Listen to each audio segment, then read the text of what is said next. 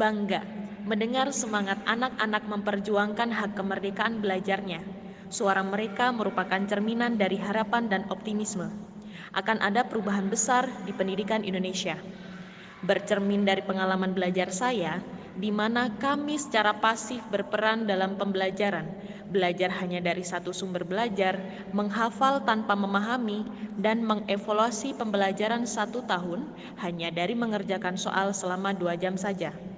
Pembelajaran masa depan yang kolaboratif, terintegrasi digital, dan personalisasi sebagai bagian dari kemerdekaan belajar adalah hal yang tidak saja harus kita perjuangkan, tapi harus kita pastikan terjadi dalam waktu dekat. Pembelajaran harus selalu tentang keberpihakan pada anak, mendorong anak-anak kita mencapai potensi maksimalnya. Ayo, bersama-sama membangun ekosistem pendidikan yang menyenangkan, inovatif, dan memberdayakan.